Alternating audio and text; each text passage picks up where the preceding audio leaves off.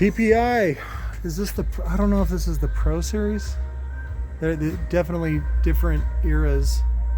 I mean, it's just telling from the sticker, that's all. This one looks like an older one, almost like Rockford labeling, even though, again, it wasn't made by Rockford, but I think they outsourced these, if I remember right. I'll have to talk to some of my PPI engineer friends.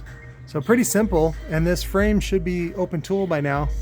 Very shallow, interesting, but flat piston, single 4-ohm. I remember the coils were made by Totem, which was an American voice coil maker. I mean, they make coils for different other applications. There was Totem, Krentz, K-R-E-N-T-Z, the Krentz boys, which was father and son, closed shop, and then they now work for Precision Econowine down in Florida. So just wanted to give a shout out to the legacy of those American builders. Typically all coils are now made in China. And we came across a gimmick that a lot of Chinese vendors are advertising now. They're saying that they're using American wire or imported copper, which again is just a generic gimmick. So it really doesn't matter what grade of copper you use, because there's going to be a final resistance.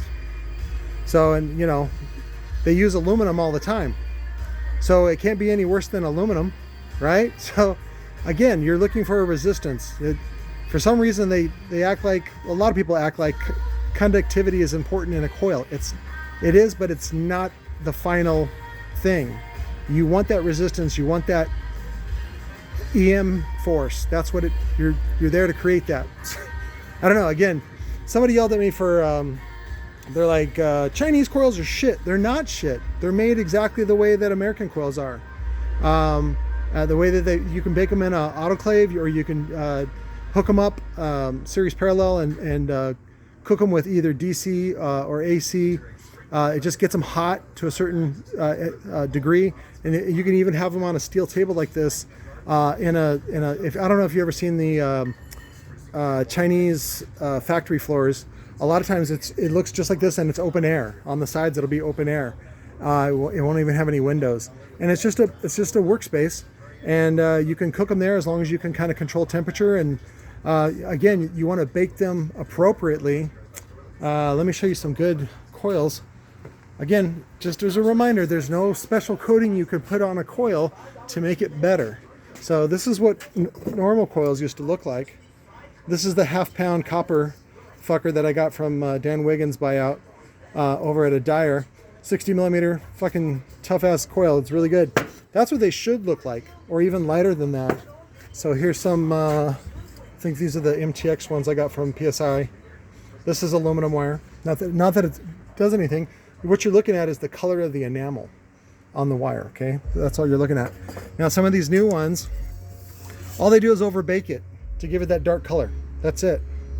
So, but you can always tell if they're overheated by looking on the inside. Like I showed you earlier on the, what is it called? The Incriminator Audio, where the guy got the coil so hot, it made not only the anodizing, but the aluminum itself oxidize. So that's over 1200 F, okay? That's really fucking hot. That's red hot. So, but this is the new, this is Big Perm's coil. This is I think the 80 millimeter version. I got from Lord of Base. It's fine. Again, they don't need to be this dark a color, but right now it's popular, so that's what they're doing. So this is an old a Dyer 4-inch coil. There you go. There's the part number from PE. Sometimes they do it by hand. Sometimes you can have them stamp it on there. See, yeah. See, I had these. Well, I had them handwrite these ones. This is the TC9D2. So, but sometimes they print them like this. It's just for, keeping track. And again, I've already talked to you guys about how to order coils. These got a little darker. This is the Slim Jim. This is all copper, flat copper. Not that it makes any difference between flat and round. Flat and round is just the shape of the wire is going to create a certain thickness of the coil. And sometimes you want a certain thickness. That's all. There's no benefit to using flat versus round. And if you want to look at surface area, typically a round wire coil has more surface area because it has all those bumps. So again, there's no benefit to flat.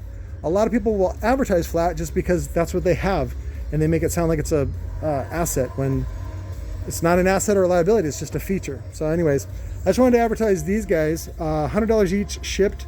They are dead. D-E-D, dead. If you want to recone them or rebuild them, whatever, go for it. But they are dead. They do not work. $100 each shipped. What is it? Domestic, the lower 48, and then $125 each for priority mail, and they will fit in the priority mailbox. So that's it, guys. Love you. Bye.